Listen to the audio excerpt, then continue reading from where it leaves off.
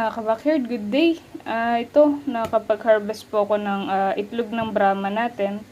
At mangilan-ngilan na itlog ng Decalb Brown. Ayan. Ito Brahma. Ito po Decalb. No? Ayan. So, anuhin ko lang po, pupunasan ko ng tuyong tela. Ayan, basahan. No? So, may mga nagtatanong mga kabakyard kung anong dapat gawin. Kagaya nito, madudumi yung itlog, no?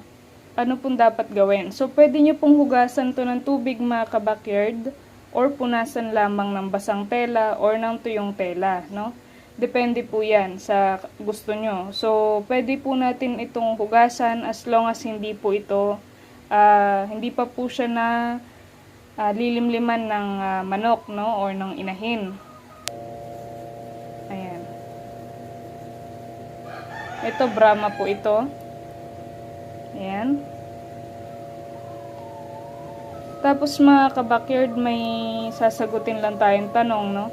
Kasi karamihan po or mga nakikita ko, sabi nila, bakit yung incubator ko bigla-bigla na lang nagkakaroon ng tubig? Yung ibang video is walang tubig, no? So mga kabakyard, yung walang tubig, sagutin ko po yung walang tubig na pinapakita ko sa inyo na incubator is for demo purposes lamang po yun, no? Pinapakita ko lamang po yung design ng incubator natin. Ibig sabihin, hindi po tayo magsasalang ng itlog kaya wala pong tubig na nakalagay, no? So syempre po pinapakita ko lamang yung design kaya hindi ko po nilalagyan ng tubig dahil di naman kailangan. Pero once nagagamitin na natin yung incubator at magsasalang na tayo ng itlog, naglalagay po tayo ng tubig mga kabakyard. So yun lamang po, naglalagay po tayo ng tubig kapag magsasalang tayo ng itlog, no? So syempre kapag papakita ko lamang po yung design, wala tayong tubig na ilalagay doon. Isa pa po kasi yun na makakaabala sa gagawin natin, no? Kaya yan, wala pong tubig kapag kaganon.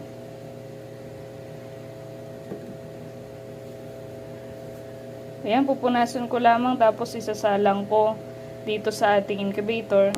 So, nag-harvest lamang po ako. Itong mga to is itlog ng Decalb Brown. Ayan, o. Ayan. So, papakita ko sa inyo. Sasalang natin dito sa ating incubator. Ayan, mga kabakyard. Naglilinis ako ng itlog. Ngayon, nabasag ko tong isa. Ayan, no? Sayang. Pero napakaganda pa rin ng ating egg yolk. Ibig sabihin ay maganda po yung breeder natin, no? Kasi ito ay magta 10 days na, no? Pero buo pa din yung yolk niya. Ibig sabihin may possibility pa po itong mapisa. Kasi once na hindi na okay ang isang itlog mga kabakyard, yung egg yolk is nagano na yan, nagko-collapse na, no? Nababasag na yan. So, ibig sabihin, ito 10 days na wala sa chiller.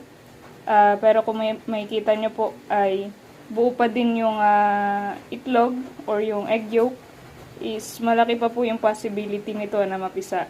Pero ito, napisa na po talaga siya. So, ayan, nabasag. Kaya napakalaki talaga ng possibility na napisa. Ayan. Ayan mga kabakyard, no? So, ito na lamang po yung isasalang ko. Ayan mga kabakyard, umuulan na. Magsalang na tayo nitong ating mga pinarvest, no? So, ayan mga kabakyard, no? Magsalang na tayo. Kanina po ay naikot ko na itong mga to. Kaya ngayon ay isasalang ko na lamang po itong mga na-harvest ko, no? Ayan.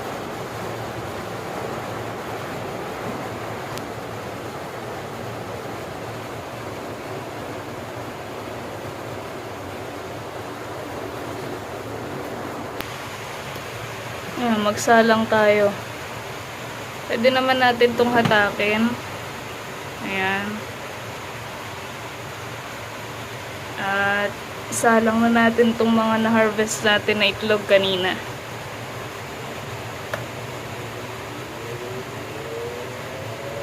Kagandahan lang na may incubator mga kabakyard kahit na umuulan. Pwede kayong magpapisa ng mga alaga or itlog ng mga alaga nyo, no? Kasi kapag wala po kayo incubator, mahihirapan po kayo kapag tag-ulan kagaya nito, no? Not unless meron po kayong magandang breeding pen, ay okay po yun. Wala pong problema kahit na bumagyo pa, no? Ayan. Ayan.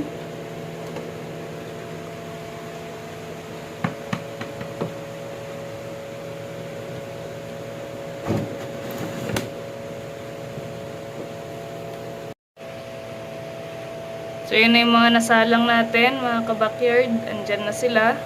At yung isang tray sa ilalim, ayan, oh. Punong-puno. Ayan. Sa mga nagtatanong po, ayan, oh, mga kabakyard, naglalagay ako ng tubig once na nagsasalang na po tayo, no? Pero kapag pinapakita ko lamang po yung design ng incubator natin, ay syempre po, mga kabakyard, wala pong tubig yun, no? Napakita ko lang. Pero pag magsasalang na tayo, gaya nito, at pag may umorder po sa akin na incubator, binibigyan ko po ng lalagyan ng tubig, kagaya niyan. Ayan, no? Doon pa lang po tayo maglalagay ng tubig kasi yung tubig naman is para lamang po sa mga itlog. So pag pinapakita yung design, wala pong tubig yan dahil di naman po natin kailangan. Ayan, mga kabakyard, 160 capacity, semi-automatic na incubator. Ayan. So, tatakpan ko muna po dahil yung ating yung init ay sayang. Ayan. Hindi pa naman ito yung takip niya. Hindi ito talaga yung takip nitong styro natin. Masyadong malaki. Ayan. No? So, andyan na sila. So, ito ay mapipisa. Expect natin October 18. Pisa po lahat ito. No? Ayan. October 18. Ayan. So, tignan natin yung mga alaga natin sa likod. So, ito ay ipupunta ko rin po ito doon once na maayos ko yung lagayan niya. So, sa ngayon, dito muna siya sa loob ng kwarto ko, ano? Ayan.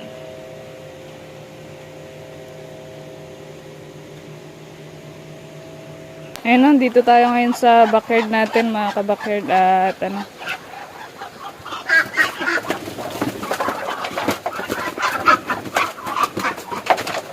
Gawin na yung mga alaga natin.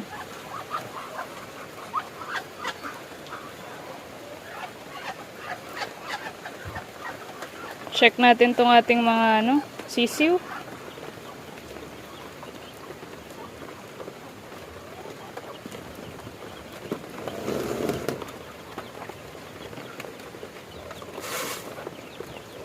Kain na ng kain yung mga yun, mga kabakyard. Wala silang kabusugan. Kung gusto nyong mabilis lumaki yung maalaga nyo, ganyan, pakain lang po kayo ng pakain. Pero konti-konti lang, syempre. Malulugi din po kayo dyan. Ayan. No? Yan sila. 2 weeks old na Rhode Island Red. Ayan, just sila umaapon every night, mga kabakar, dito. Iba pumapasok sa loob. Ayan. Itong mga breeder natin dito sila sa kubo na to.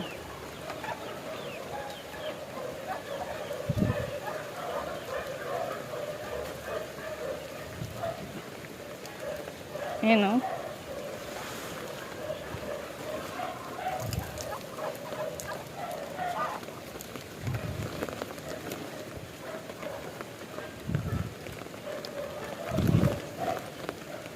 Nga pala, mga kabakard, may nilagay din akong decal brown na itlog dito sa naglilimlim natin na inahin. Ayan, dyan, oh. So, bahala na siyang magpisa. Ayan ang kagandahan pag may native din po kayo, mga kabakard. Kapag kapuno na incubator nyo or meron, halimbawa nasira incubator nyo, pwede nyong ilagay lamang dyan sa inahin. sa native, no? Kasi magagaling po silang maglimlim. So, yan nga, no, mga ka-backyard. Andito tayo ngayon sa likuran. At katatapos ko magpakain ng mga alaga. Mag-alas 4 na ng hapon, pero madilim na, no? Dahil katatapos nga po ng ulan. Kanina, nung pumunta ako dito, ay paulan pa lang. So, ngayon ay katatapos po ng ulan. So, ayan mga ka-backyard, kape muna tayo, ano? At, eto, nagpakain na tayo ng alaga natin. At nilagyan ko nga po pala ng kawayan yung ating brooder doon dahil nakita ko kanina, napunta ako dito bago umulan mga ka-backyard ay hindi ko pa po nakita na tumutulo pala talaga, no? At hindi kaya ng bato na isuporta ito nga. Untog ako mga ka-backyard. Ayan, hindi po kaya ng bato na hatakin yung ating lona, no? Bako muna tong kape natin. Ayan, hindi po kaya ng bato na hatakin tong lona pababa, kaya nilagyan ko nitong kawayan. So pinulot ko lamang yan doon sa mga pinaggamitan na mga ginawang kulungan po ng father ko, no? So ayan, nilagyan ko niyan para, ito po kung mapapansin nyo, no? Ayan, basa yung kulungan nila. Pero hindi naman sila nabasa sa loob. Ayan sila mga ka-backyard.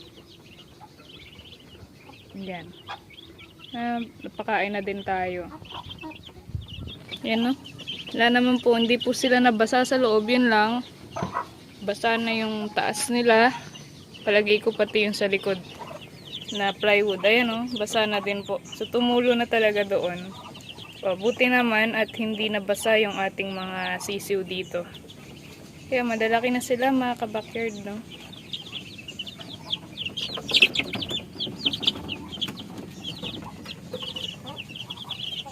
Ayan. So lahat yan ay pisa doon sa ating incubator mga ka-backyard, no? Ayan. Dito ko na lang po nilalagay yung kanilang pagkain dahil tinatalon po ng mga alaga natin. And final inspection dito sa ating manukan. Pag ganitong oras, tinitignan ko po kung ano yung after kong magpakain, tinitignan ko yung mga pwedeng ayusin, no? Ayan.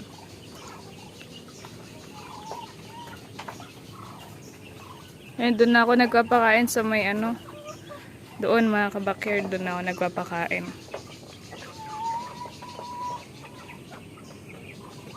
Ayan, okay naman. So far, nagaya nga po niyan, nagpalinis tayo dito ulit nung nakarang araw. Pero as you can see, dahil nga po madaming